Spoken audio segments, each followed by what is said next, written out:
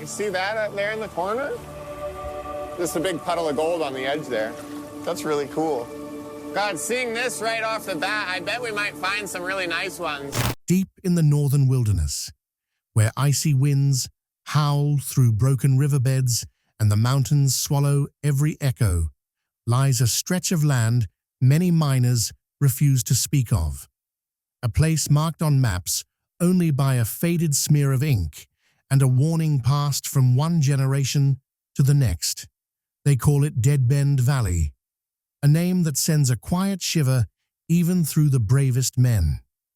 For decades, stories have leaked out from this desolate corner of Earth, stories of strange gold readings that make no scientific sense, stories of explorers who marched in with hope and never returned, stories of machines that stopped working as if the valley itself rejected them.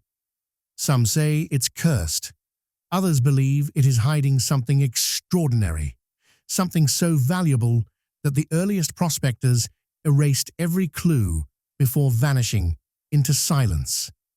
Before we begin unraveling the truth buried beneath Deadbend Valley, its legends, its unimaginable treasure, and the dangerous path Parker is about to walk, make sure you subscribe to this channel, press the notification bell, and stay with us through every dramatic turn, every secret reveal, and every breathtaking discovery, so you never miss a single moment of this incredible journey into the unknown.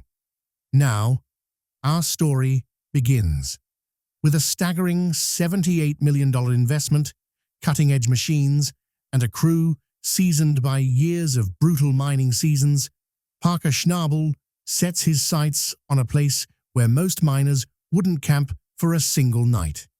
The journey begins with eerily silent paths, no birds, no flowing streams, just wind curling across soil that seems untouched for centuries.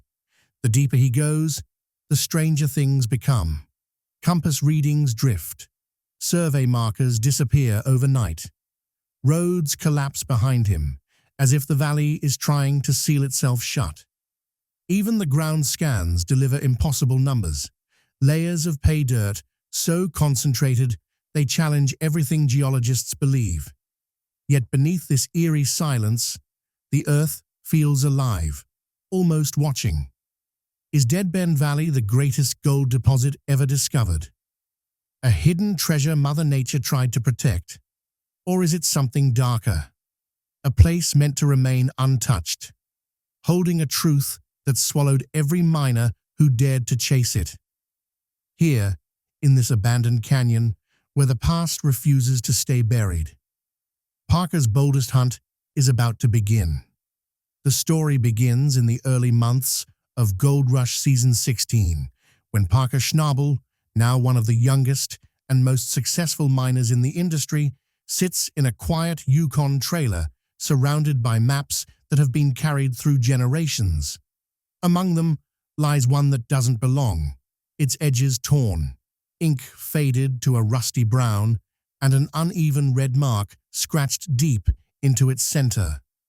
The spot is labeled only with two chilling words: Deadbend Valley. Local records date the earliest mention of this valley to the 1890s, when a group of 6 prospectors ventured in chasing rumors of impossibly rich placer fields. Only one returned. His report speaks of machines breaking without reason, tools corroding overnight, and gold values too high to be believed. His team disappeared without a trace. The area was abandoned. In the 1970s, a small operation attempted mechanical testing. Their engines failed within days, and the site was locked behind company silence. Even recent satellite readings show unexplained mineral spikes deeper than 30 meters, almost unnatural in concentration. Every old miner Parker speaks to repeats the same warning. That valley takes more than it gives. But for Parker, warnings are fuel. After all, every major strike in his career came from going where others wouldn't. If Deadbend Valley truly holds something extraordinary, a pocket of gold, richer than the Klondike, he refuses to let it die as a footnote in forgotten archives. He assembles his senior crew, presenting the data, legends, and hidden promise. Despite hesitation, they agree. The potential payoff could be history-breaking, with the market price of gold climbing past record highs and winter closing in. Time is now the enemy. The decision is made. Parker will enter Deadbend Valley, and to do it right, he commits to a staggering $78 million investment, the highest single-season budget in Gold Rush history.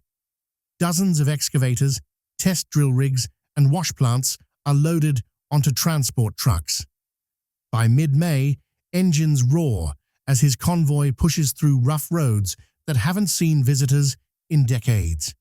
The valley greets them with dead silence.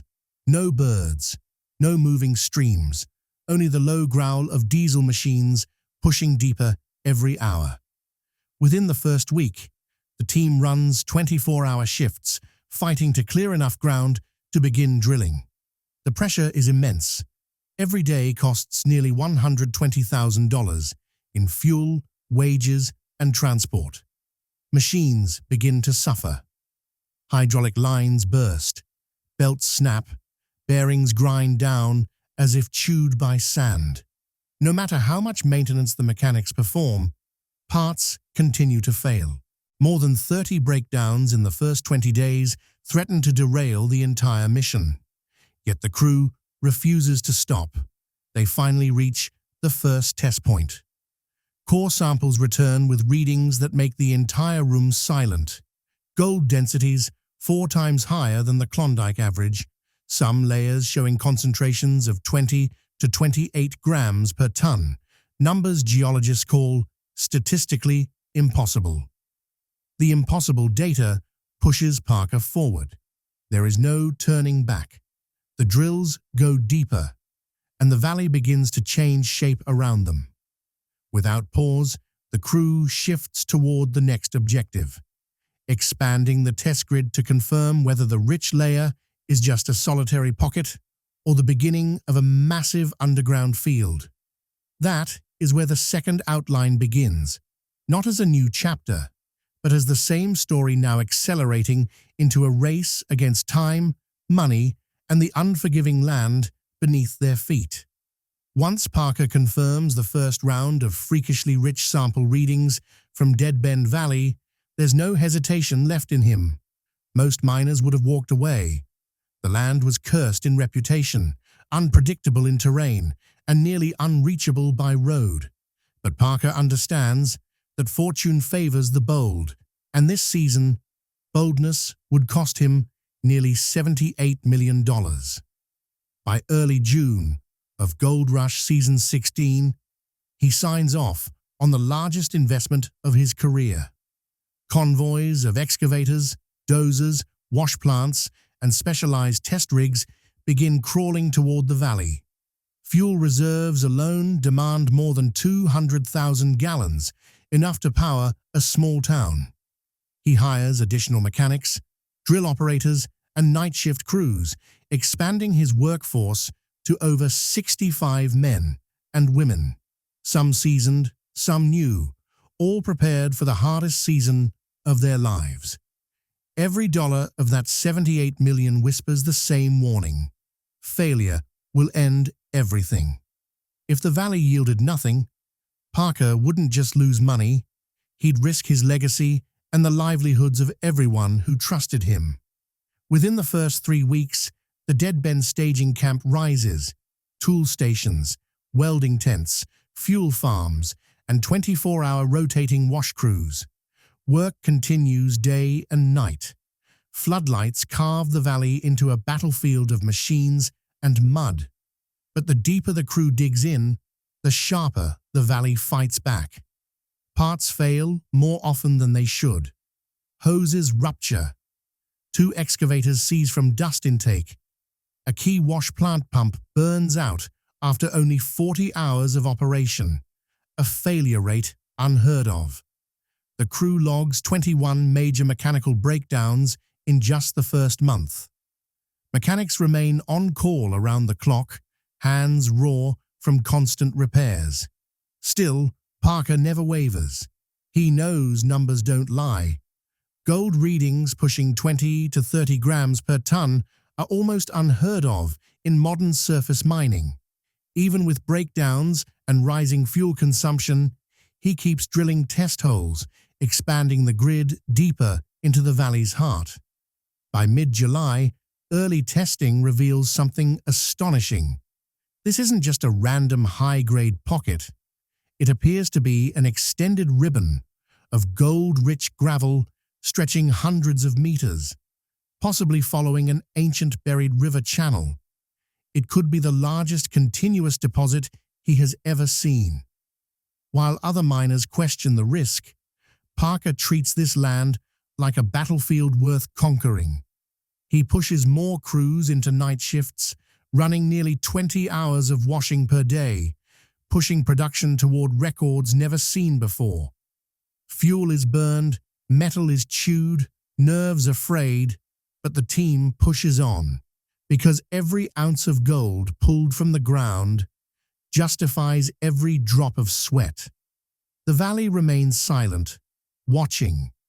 Its danger isn't just in the unknown, it's in the feeling that the ground itself is testing them. And just when the crew starts believing that numbers are on their side, the environment shifts. The next morning, as dawn breaks through a haze of dust and diesel, the camp stands on the threshold of the valley's true welcome. The moment they roll across the boundary, where Deadbend stops being a rumor and becomes a living force. It is here the crew steps forward into the unimaginable silence, which leads directly into the next chapter, the first steps into silence, though no one realizes how quickly the valley will expose its rules. By late July of Gold Rush Season 16, Parker's $78 million assault on Deadbend Valley is fully underway. The convoy has pushed deeper than any modern miner, crawling over jagged ridges and mud-slick paths to reach the valley floor. But as soon as the machines shut down and the crew steps out onto the soil, the first sign of unease strikes. Total silence. There are no birds circling the sky, no insects buzzing through the brush, not even the distant grind of running water.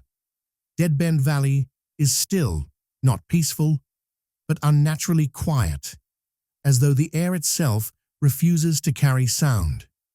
Even the crew notices their voices sound strange, muffled, almost swallowed by the land around them. The terrain isn't what anyone expected. Instead of rugged rocky slopes, the ground feels oddly soft beneath their boots, damp in some places, powder dry just a few feet away. A mechanic kneels, scooping soil into his hand, confused. It feels untouched, like no one has disturbed it in centuries, yet it carries the faint smell of metal, an omen that no one can explain. As work begins, the valley watches. The crew spends 14-hour shifts, clearing brush, towing wash plants into position, and establishing pit boundaries.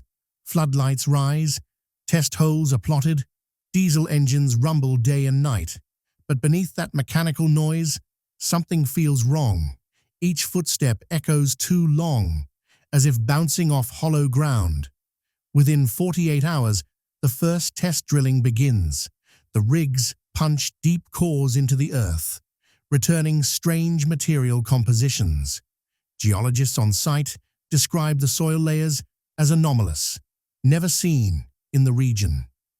There are compacted layers of ancient gravel sealed beneath a thin crust, as though the valley hides a buried world of its own. Even Parker, not one to rely on superstition, feels a tightening in his chest, instinct warning him this place has its own rules. But he refuses to back down. This mission is bigger than fear, bigger than curses. With nearly $78 million on the line, and a crew relying on him, he pushes forward. The deeper they move, the more the environment pushes back. rigs begin rattling strangely. A brand new excavator throws a hydraulic error.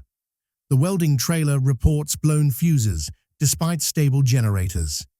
These small failures aren't catastrophic, not yet, but they come too frequently, like the valley is testing their resolve.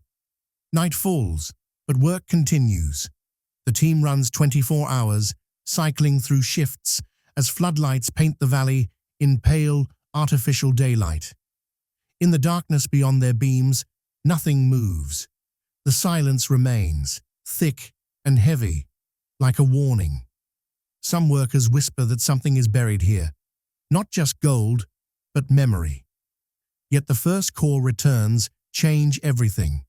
Gold flecks appear where they shouldn't, deep layers that suggest a buried river channel centuries old. Geologists mark the numbers, 1522 GT, grams per ton, in the preliminary sample, far beyond what traditional Yukon claims offer. It's enough to confirm promise, enough to create obsession. Still, unease grows.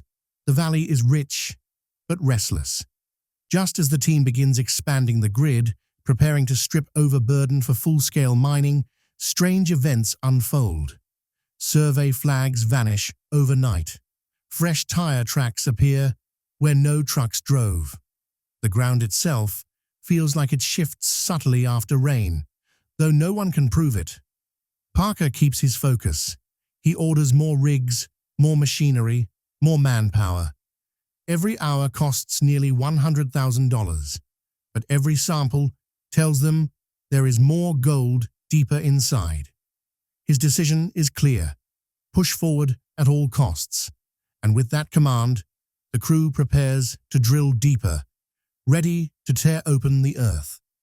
It is here that the valley begins to respond, not with silence, but with resistance. The next morning, as steel teeth strike bedrock, the first machine screams to a halt, marking the beginning of the next chapter, a battlefield where the valley itself fights back. By early August of Season 16, the camp in Deadbend Valley is running at full intensity. Floodlights stay lit through the night, turning darkness into a pale, artificial morning as Parker's crew works in rotating shifts. Men eating in motion, sleeping in short cycles, hands coated in grease and dust. The wash plants roar without pause, and the drilling rigs pound into the ground like heartbeat after heartbeat, measuring everything the valley has hidden for generations. Their persistence pays off. The first round of sample cores comes back from the on-site lab, and the room falls silent. The gold numbers are wrong. Not just good, impossibly good. Most Yukon claims average 2 to 5 grams per ton in a strong season, but here the readings return at 18, 26, even 31 grams per ton in some layers. These numbers aren't simply high, they defy the geological understanding of the region.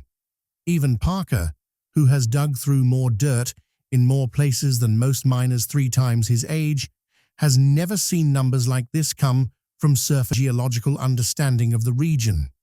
Even touts, exchanging confused glances. One suggests the drill rig may have hit contamination.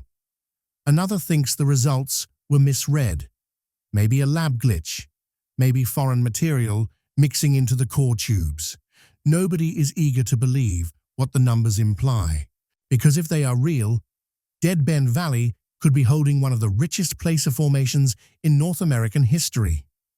To rule out failure, Parker orders rapid retesting.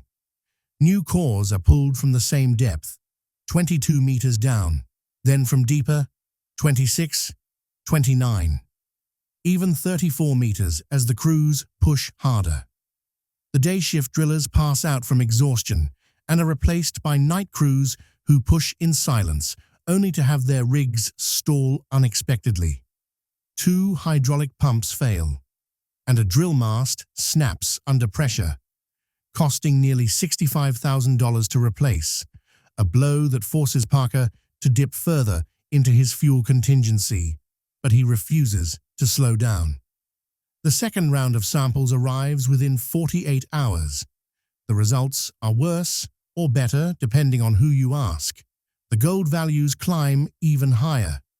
Several sample pockets show an average of 28 to 32 grams per ton, with one core reading an unheard of 39 grams per ton, nearly 8 times richer than the average Yukon strike. Machines struggle under the pace. Drill bits dull too quickly, as if the earth is chewing through the steel. Hoses burst. The night mechanic logs 9 major failures in just 3 days, his hands shaking from fatigue and cold. One loader's transmission refuses to engage, and the crew tows it back to camp, where they find no mechanical cause. It simply stopped, as if the valley itself demanded it. Yet none of this deters Parker. He stands under the floodlights, dust blowing against his coat, staring down at glimmering fragments locked inside the transparent core tubes. The soil is real. The gold is real. Impossible or not, Deadbend Valley is trying to tell him something, and he intends to listen. He gathers his crew, spreading the reports on a steel tailgate. The numbers don't shake him. They anchor him. Every reading reinforces what his instincts screamed from the beginning. This valley is different. It doesn't follow rules. It doesn't care about logic. It hides gold that shouldn't exist. And fate has put that challenge in front of him. Most men would doubt the readings. Most would retreat before the valley swallowed their equipment and their sanity. But Parker knows one truth better than anyone. The greatest fortunes are born from the impossible. With exhausted hands and a mind burning hotter than his wash plants, he signs off on expanding the dig zone. More machines, more fuel, more risk. Because destiny doesn't wait. And neither does he. When Parker Schnabel committed $78 million to launch his boldest operation yet in Deadbend Valley during Gold Rush Season 16, he knew long hours and sleepless nights were part of the deal. But no amount of planning prepared him for what came next. By mid-June, the crew had pushed forward day and night, carving through the jagged valley floor in search of proof that those impossible gold readings were real. Parker demanded test holes, dozens of them, spaced along what he believed could be an ancient glacial path of unimaginable wealth. The first drill went down only a few feet before something seized. Metal groaned. The bit locked solid. Mechanics dove in, working with torches and wrenches, yet every fix seemed to invite another problem. By sunrise, the hydraulic pump had burst, drenching the gravel in oil. Veteran operator Tyler muttered that he'd never seen a line collapse that violently under such normal load. They patched it, drilled again, and once more, the earth bit back. Each day brought a new mechanical failure. A wash plant motor sparked and died. A conveyor belt shredded mid-run. Hoses ruptured like they'd been slashed from the inside. The numbers told the story clearly. In the first 3 weeks alone, 27 breakdowns stalled progress, costing an estimated $1.2 million in lost time and repair work. Their pace slowed so much they barely processed 40% of the dirt they expected. Some nights, exhausted mechanics worked until sunrise, laying on frozen ground just to coax one more hour of life from a stubborn engine. Even Parker, known for pushing himself harder than anyone, began losing sleep. He paced around camp with a notebook full of failures and timelines, trying to understand how state-of-the-art machines could collapse under such ordinary tasks. The older miners whispered that Deadbend Valley didn't want to be touched, that the strange silence, the animalless emptiness, all pointed to land that guarded its secret fiercely. The younger crew chalked it up to overwork and bad luck. But Parker didn't believe in luck. He believed in results, and results demanded endurance. One evening, after the third drill rig locked up in a single day, Parker stood in the flickering glow of a work light, hands smudged with grease and dust. The valley loomed around them, silent, cold, watching. He felt as though every breakdown was a warning. But warnings didn't scare him. They provoked him. He ordered more parts, more hours, more fuel. If the valley wanted war, then war was what it would get. And somehow, that night, when the crew finally restarted the broken drill, the ground trembled just slightly, enough to notice, enough to question. The machine pushed deeper, 4 feet, 8, 10. What it would pull from the earth next would change everything. By late July, after weeks of breakdowns and sleepless shifts, Parker's team finally drove the newest drill deep into the valley floor. At 30 feet, the steel bit suddenly shuddered, not from failure, but from resistance. The ground beneath them felt different, like it was holding its breath. The crews gathered around under the white burn of floodlights as the core samples rose dripping from the darkness. What they saw made every man exhale at once. Instead of the expected sand and silt, the sample revealed tightly packed ancient gravel, rounded stones intermixed with untouched pay dirt, so clean, so compact, it seemed sealed away since the last ice age. Geologists on site, tired from long days of doubting Deadbend Valley, stared in stunned silence. None of them had ever seen geological layering this pure. Then, someone noticed it, a glittering thread running through the stone. Not flakes, not dust, a vein, thin but unmistakably gold, twisting like a fine wire embedded in the rock. By midnight, they had pulled 5 more cores, all showing the same miracle. The gold density measured nearly 40% higher than the richest claim Parker had ever worked in the Yukon, dwarfing even last season's best ground. One geologist called it statistically impossible. Another simply said nothing, tracing the shimmering lines with trembling fingers. Parker didn't celebrate. He just stared at the cores, jaw tight, eyes sharp. This was what the silence was hiding. Through August, the numbers grew wilder. Sampling across a 200-meter spread, the pay streak remained consistent. Tests estimated that even a modest recovery could yield tens of thousands of ounces, worth over $55 to $60 million before factoring deeper extensions. Enough to validate every sleepless night, every breakdown, every dollar of that $78 million investment. But the deeper they went, the stranger it became. Miners noted how the air felt colder around the dig sites, how conversations seemed to echo too clearly, even when surrounded by machinery. Floodlights revealed swirling dust shapes, vanishing as fast as they formed. It wasn't fear so much as the unsettling knowing that the valley wasn't just silent, it was watching. When the excavator peeled away the first exposed layer, the gravel gleamed under the lights as if breathing. Buried in the stones were faint veins, curling like threads of sunlight trapped inside ancient rock. The crew began calling it the ghost layer. Ground untouched since time immemorial, sealed beneath 30 feet of earth. And yet the deeper they cut, the more the valley seemed to respond.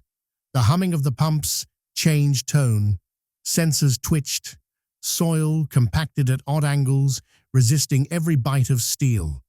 Instead of turning back, Parker doubled the crew, moving trucks, diggers, and water lines into round-the-clock motion.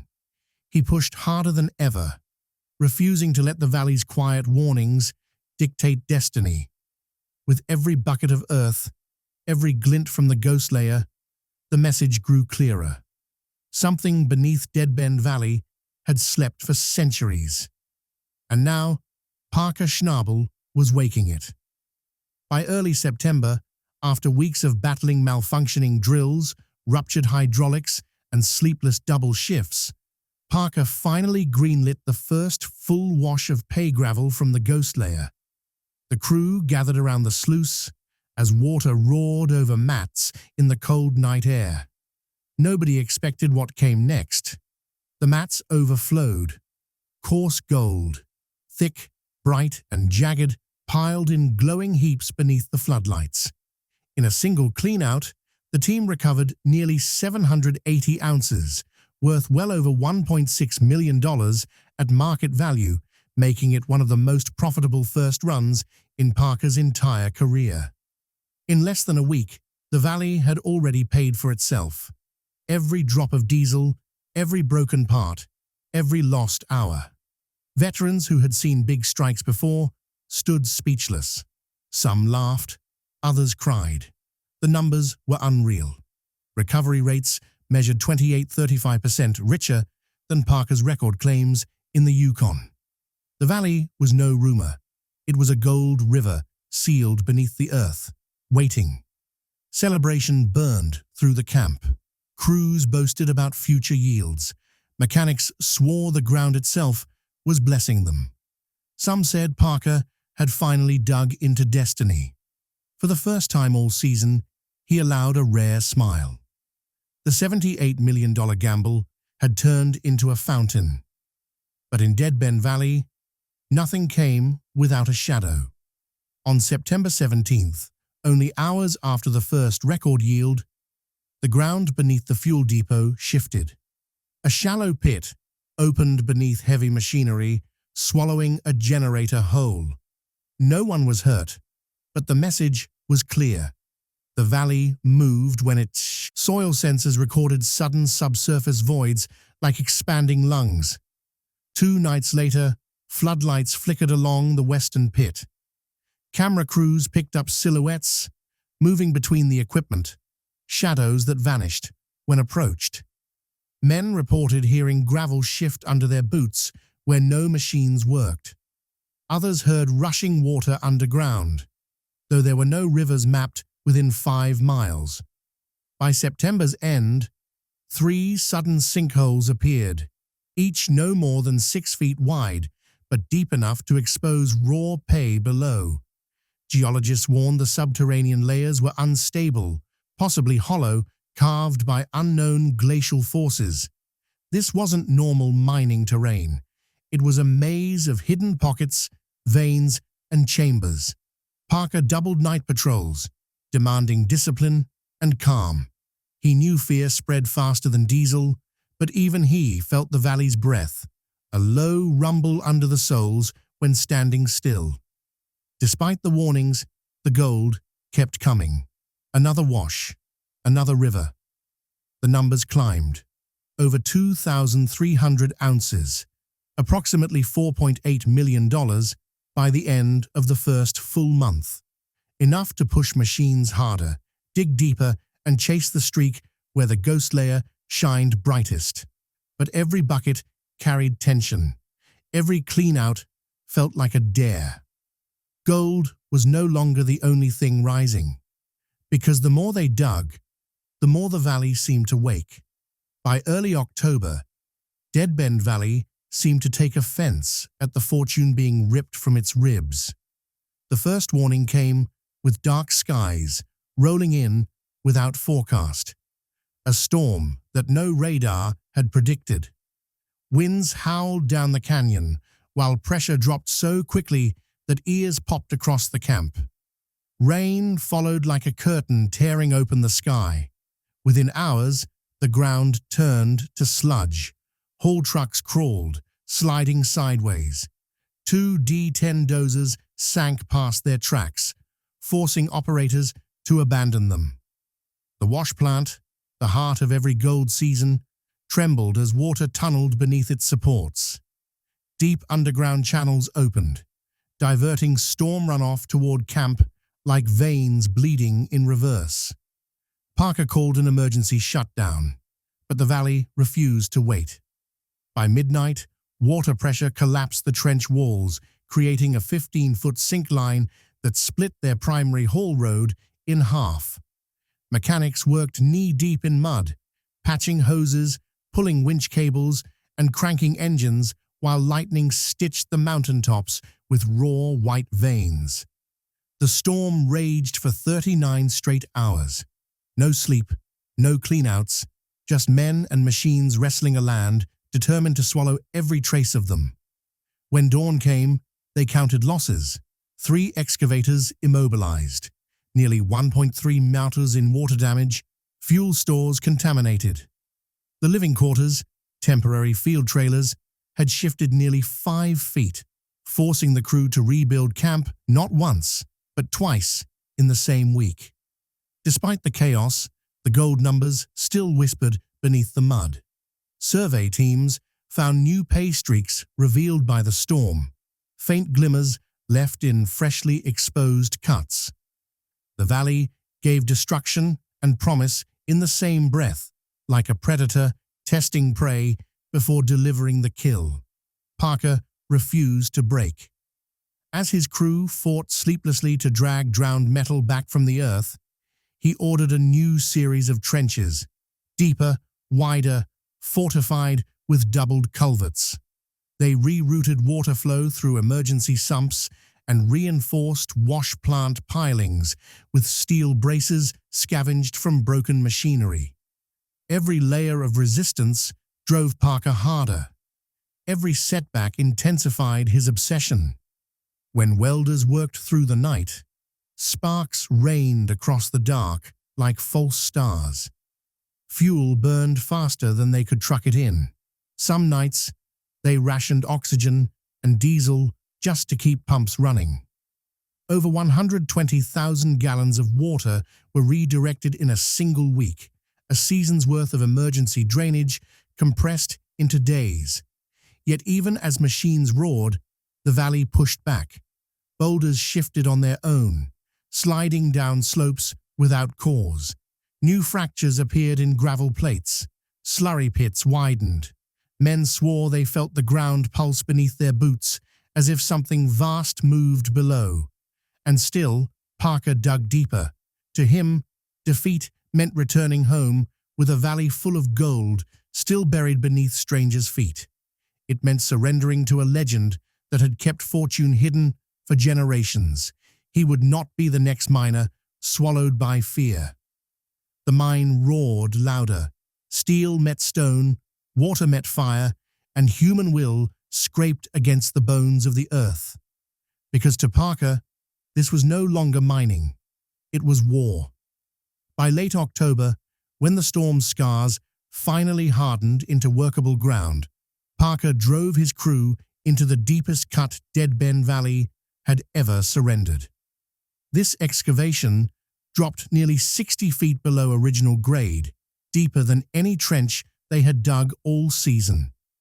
The earth changed color, darker, denser, streaked with fractured stone, like ribs protecting something ancient. The moment the bedrock cracked, everything shifted. The excavator clawed into splintered shale, and buried beneath those jagged plates lay a streak so bright it seemed artificial, coarse, yellow, tangled in the rock like veins feeding a sleeping giant. The geologists were stunned. Gold content measured nearly 45 to 50% richer than the ghost layer above. It wasn't a pocket, it was a corridor, a spine of wealth stretching deeper than their senses could read. Parker said nothing. He didn't have to. Everyone knew they had reached the core, the heart of the beast. Extraction erupted at full throttle. Sunup to sundown blurred into 24-hour shifts, lit by halogen towers and diesel breath. 2 wash plants fired simultaneously, processing more pay in a week than most mines handled in a month. Haul trucks lined like an endless train, cycling load after load from the heart cut to the slurry decks. Gold poured. In the first 9-day run, they recovered more than 4,300 ounces, nearly $9.1 million at spot price, beating Parker's best weekly haul in his entire career. By the end of the third week, that number had doubled. Crewmen, who once whispered about curses, now whispered about history. Sleep disappeared. Camp became a machine. Men were gears. Fuel was blood. And gold was the pulse that kept everything alive. Mechanics worked with hands blistered raw, patching hoses, welding track plates, and swapping engines before dawn could find them. Breakdowns were constant. Every machine seemed to plead for mercy. Pumps overheating, bearings snapping, grease boiling off under stress. But downtime wasn't an option. Every minute lost could mean thousands buried forever. Parker didn't rest either. He walked the pit floor like a man possessed, helmet low, eyes sharp, tracking every bucket, every ton, every ounce. He slept in a truck cab, woke to alarms, and lived with maps taped across the dashboard, lines marking gold like arteries across the valley. By mid-November, the numbers were staggering. More than 18,000 ounces recovered, nearly $38 million in refined gold. And still, the heart vein continued, sloping downward like a tunnel leading somewhere deeper. No one talked about the valley fighting anymore. Now it felt like the valley was bleeding. But with that fortune came cost. 3 haul trucks sat crippled beyond repair. One excavator died mid-swing, its boom frozen above the pit. 3 men required medical evacuation from exhaustion, none willing to leave, all begging to return. Even food shipments struggled to keep pace, forcing the cooks to ration. Still, nobody quit. The gold was too real, too close. Every night the hills vibrated, maybe from engines, maybe from the earth itself. No one knew, but everyone felt it, a low hum, like the valley was breathing under the weight of its wound.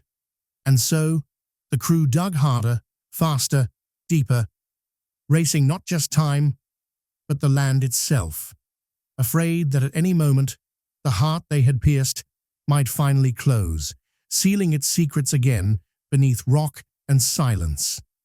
The line between triumph and catastrophe blurred, as steel and stubbornness tore at the valley's last defenses, and the only question left was whether Parker could claim the entire core before the beast beneath Deadbend decided to reclaim what was its own. By early December, snow brushed the ridgelines, signaling a hard Yukon winter. The pit floor steamed under frigid air as if the valley still breathed from its wounded heart. Machines coughed black clouds, refusing to die despite months of punishment. The crew, sunken-eyed, mud-streaked, and running on caffeine and adrenaline, pressed on toward the final push.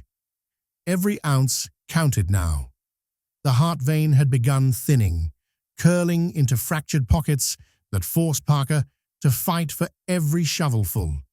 But they kept at it, yanking pay for 10 more straight days before the ground finally froze solid.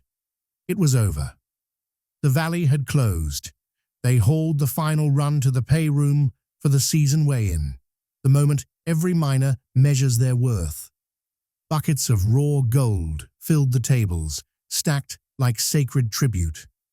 Crew members, silent and wide-eyed, ran fingers through coarse yellow as if touching something alive. Parker kept his hands behind his back, staring with a rigid calm that almost hid the storm inside him. The tally began, ounce by ounce, bar by bar. When the counter stopped, the room held its breath. More than 24,600 ounces, nearly $52 million in gold, had been pulled from Deadbend Valley.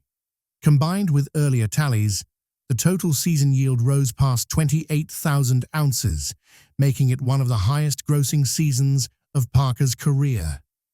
His $78 million investment, once mocked by rivals and doubted by historians, had paid itself back in gold and glory. Some called it luck, others called it madness. But in the weight room that night, it felt like destiny. Outside, the valley stood silent. No shifting gravel, no rumbling earth. Even the wind seemed to hold still. The same land that had fought them with storms, sinkholes, broken rock, and silent dread now rested, as though acknowledging his triumph. It did not welcome them, but it no longer resisted. When Parker stepped into the cold, breath hanging in the air, he didn't smile. He had won, but not conquered. His boots sank slightly into frozen mud, as if the ground tasted his presence, memorizing his weight. He understood what the valley was saying without words. You may take this chapter, but not the story. The crown of Deadbend was his, for now. But every miner in camp sensed the same truth. The valley had allowed this victory. It had opened itself long enough for Parker to learn its pulse, then sealed its heart before revealing what lay below. Because beneath the fractured bedrock, beneath the ghost layers and ancient gravel veins, deeper mysteries remained untamed. Their senses had mapped shadows, unexplored tunnels, blind pockets, space that shouldn't exist. And Parker felt it, the same whisper that dragged him here at the beginning. A promise buried deeper than gold, something still sleeping. As snow thickened and the last lights shut down, Deadbend Valley exhaled. The season was over. The chapter was closed. But the story, the real story, waited under frozen earth, knowing that next year Parker Schnabel would return to break it open again, and the valley would be ready.